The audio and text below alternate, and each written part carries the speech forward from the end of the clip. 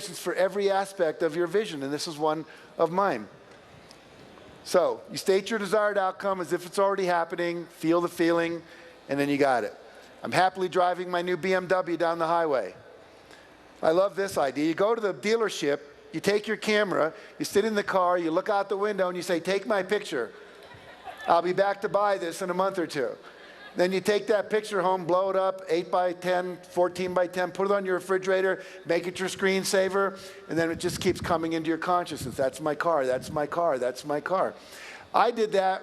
I wanted an Audi one year, and about 3 months after I started, a friend of mine came who actually owned an Audi, and he said, I'm going to Europe for 6 months. I don't want my car to sit because it needs to run. Would you be willing to use my car for the next 6 months? Sure, why not? It's a great car. I didn't have to pay for it. Go down to the dealership, sit in the car, put your hands on the wheel, feel the feelings, get used to it. If you want to stay in world-class hotels like the Four Seasons, go to the Four Seasons. If you can't afford a room there, just sit in the lobby and have a drink. Go to the bar, have one drink. Sit in the lobby, watch the rich people come by and say, someday that's me, or now that's me, because it is you. You're sitting in the lobby of the Ritz-Carlton, whatever it might be. Get used to the feeling. Go to the houses. When they have open houses for houses that cost $10 million, go. My wife used to say, why go? We can't afford it. I say, yes, we will be able to. And now I live in a $6.5 million estate. So the point is, you want to get used to the feeling. You don't want to feel uncomfortable. Have you ever been to Rodeo Drive and gone into some of the stores where men's shirts start at like $450? The suits are like $2,000 and up. And you walk in and you go, I don't belong in here. It's almost like they're going to ask you for your Platinum American Express card and you won't have one and they're going to throw you out like you're a homeless person. The truth is, go in there, try on the shirts, try on the suits. Before we could afford it, we went into Armani. My wife tried on these suits. She looked incredible. I went, honey, that's you. And she said, I know. And now we can afford them. We couldn't afford them back then, but now we can. So get into the feeling of it. All right, create vision board. How many of you have a vision board or a wish book? Okay. Here's one, a friend of mine, Rick Kinman. He's got all this stuff on it. Here's this, I love this one. Someone just sent me this. This was a woman who was single. She wanted to be married, and she wanted to get married in Greece. And you see the pictures she had on her vision board. And then she sends me this. 6 months after she made the vision board, she met a guy, he proposed, they got married, and they did it in Greece. Came out of the blue. Mark wrote a book called Out of the Blue. It will come out of the blue. Here's some of the things on my vision board.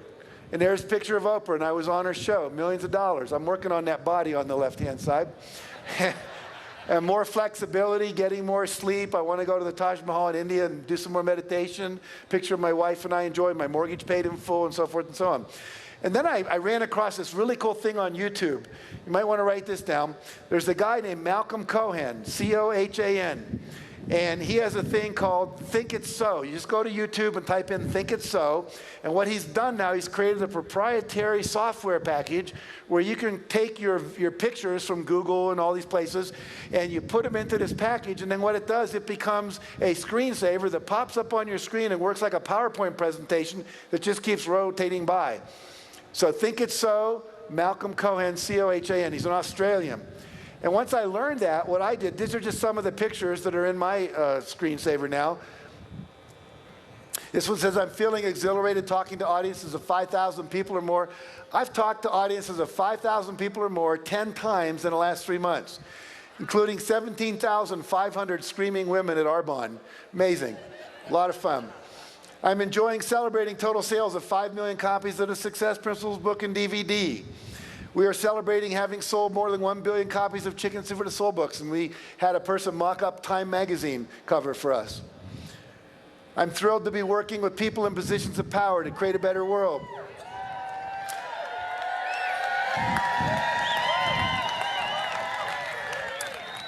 Turns out the woman who was the correspondence secretary for George Bush had submitted 5 chicken soup stories. We didn't know. And she comes and says, I'm about to quit and go do another thing. You want to have dinner at the or lunch at the White House? So we went, and one of the things we got to do was go into the press room where Tony Snow stands up there and goes, yes, question, question. I got to take that picture. I'm sitting up with Mark, at 2 o'clock this afternoon, and he says he was with Gene Houston in Greece. Gene Houston is one of the major advisors to Hillary Clinton, and Gene Houston said, we want you and Jack to work with the Democratic Party to help advise them for this new administration to bring more of this consciousness.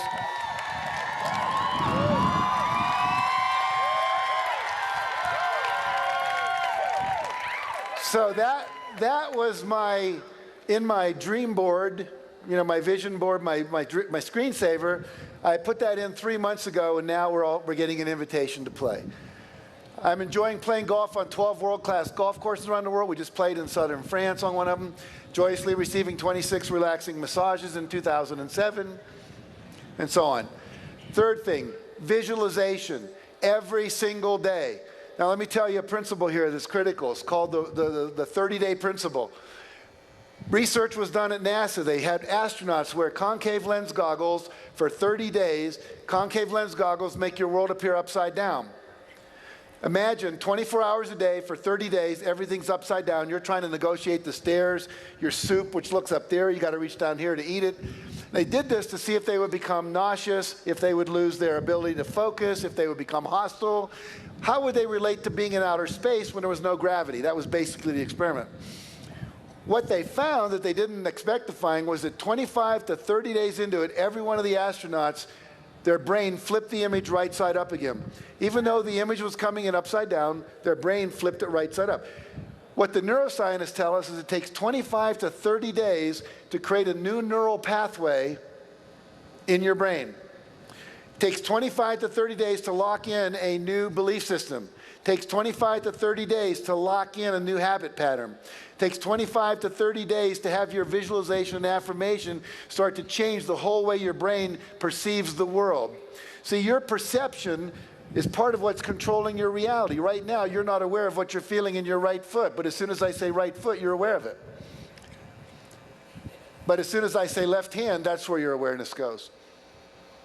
So the reality is all these things were streaming into your brain, but your reticular system was filtering out everything probably but what I was saying. But as soon as I say right foot, it changes. So as soon as you start visualizing, and you do that for 30 days, the reticular system in your brain says, start letting in everything that will help us become a millionaire, or solve world hunger, or work with the president, or whatever it might be. So you want to be visualizing for 30 days in a row without fail, whatever it is you want. Because they did an experiment where on day 15, they had half the astronauts take their glasses off, put them on back on day 16, took another 25 to 30 days before the phenomenon occurred again. So you must do 25 to 30 days. Does that make sense? That's one reason most people's affirmations don't work. It's one reason a lot of the seminars they take don't work, because they don't take the tools and do them every day for 30 days. It's like that 10, 24/7 idea. The repetition over and over locks it into the unconscious and also opens up the perceptual field for you, and also programs universal consciousness out there in the world. Okay, this is one of the most powerful tools that Mark and I have discovered. It's called Act As If. You all know you start acting like a millionaire before you're a millionaire. Here's a cool technique. It's called the Come As You'll Be party. Have any of you done a Come As You'll Be party? Okay, here's what you do. Mark and I went to a party. We belong to an organization we helped create called The Inside Edge. Had 100 cutting-edge people, like Barbara DeAngelis was a member, Tony Robbins a member, and so forth. And they had a party on the Queen Mary. And what we did was we got there, and they had paparazzi taking all our pictures, and big red carpet, and we had to act as if it were 5 years in the future, and we had achieved every one of our goals. And for 3 hours, everyone had to pretend it was 5 years later. People were walking around with books they'd written. People were walking around, their cell phone would ring, and they'd say things like, oh, that's good. Yeah, buy 5,000 shares. Yeah, no, sell those. Yeah, 10,000 of those. Oh, good. Call you back later. They were trading all these great stocks. I was doing this party with one of my seminars recently, and this kid, 26, was walking around with his cell phone going, Jennifer, I told you don't call me here. No. And then the phone would ring in. Jennifer, leave me alone. No, I know I was the best lover you ever had. I know, honey. I know I was the most sensitive person. Oh, I know you love me. I'm sorry, I just have to move on. Finally, by the end of the evening, he takes one more call. He goes, J-Lo, leave me alone. I'm sick of it. You know? And people were showing us pictures of the boats they owned and the Argentinian ranches they'd bought and the camps they'd set up for homeless children and on and on and on. Now, if you do that for 2 or 3 hours and just stay in that space, that's the most powerful act as if we've ever figured out how to make happen. Go home. If you buy my book, I think it's chapter 11, it's called Act As If. There's a whole section on how to create a Come As You'll Be party. There's an invitation in there you can mock up and send out to people. But really do that. It's one of the most powerful things you can ever do. Now, let me move this toward closure here. I just want to talk about one last thing. Let me find it for you real quick here. One of the principles that we work with is if you want to learn, you've got to stay motivated with the masters. You know, Harv talked about the masters. And so principle number 8 in my system is stay motivated with the masters. And there's a lot of ways to do that. You come to sessions like this. You take the Peak Performance, ultimate seminar package, whatever. You keep being exposed to masterful ideas and masterful people. Shared that cartoon with you. Here's a guy named Jeff Arch. How many of you know who Jeff Arch is? See, most of you have never heard of Jeff Arch, but you will know him in a second. Jeff Arch one day was sitting there and he was miserable. His life sucked. And he said, I'm watching these infomercials on TV and I'm seeing all these people talk about the money they make. And I've always thought that was BS. Didn't work. But, their lives seem to be working pretty well. They got money. They're on TV. I'm not. He wanted to be a playwright. He'd written 2 plays. They failed miserably. His wife said, get a real job. We have a kid coming. And he was running a karate studio and he was miserable. And so what he did was he said, I'm going to buy an audio program. The audio program sold for $149.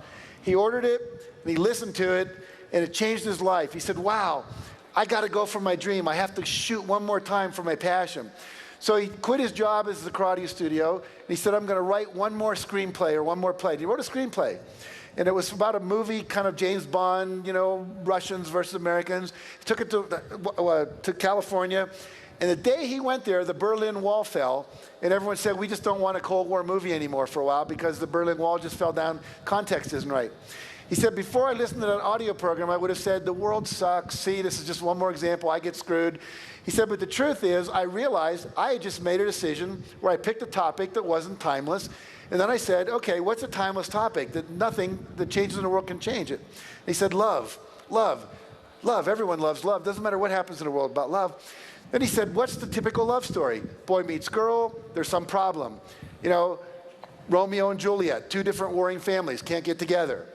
West Side Story, 2 different gangs, can't get together. Look who's coming to dinner, black guy, white woman. And we can go down a list. There's always this thing, you got to get through it. Finally, they get together, end of story, everyone's happy. He said, what if I do something totally different? What if they don't meet until the last scene of the movie? That's never been done. So he wrote a little screenplay called Sleepless in Seattle. And that screenplay earned him $500,000. And now every screenplay he writes is worth $1 million.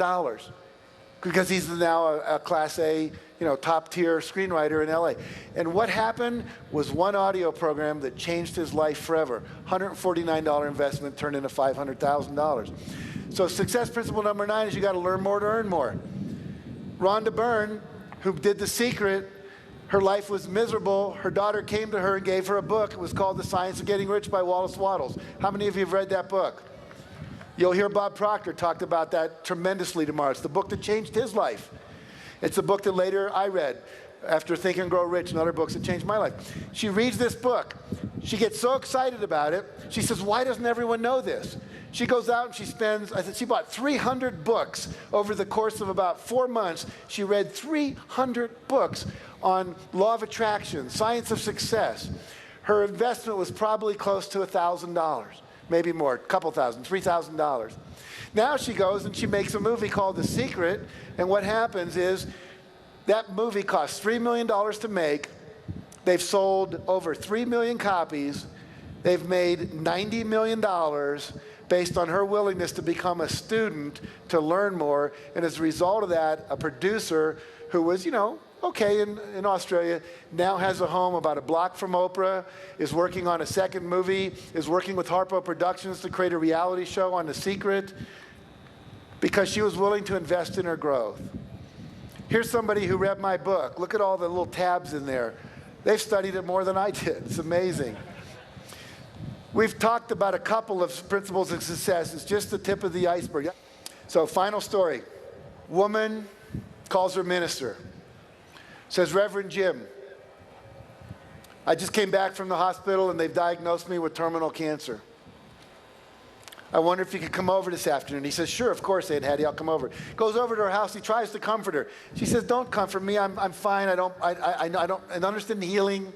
I just want to plan my funeral. Would you help me plan my funeral? And he says, of course, I'll help you plan your funeral. She says, I want to be buried in this dress. I want this hymn sung. I want these kind of flowers. I want a memory card that you give to all the people that came. I want my picture on it. This is my favorite poem. I'd like that on it.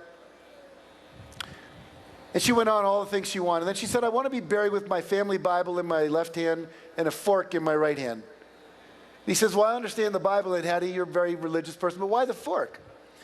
He says, whenever we have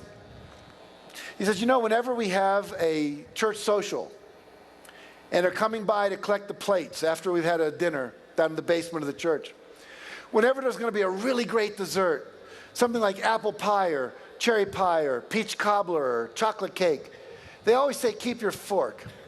And whenever they say, keep your fork, I know we're going to have a really great dessert. So they're going to come by my casket and they're going to look in.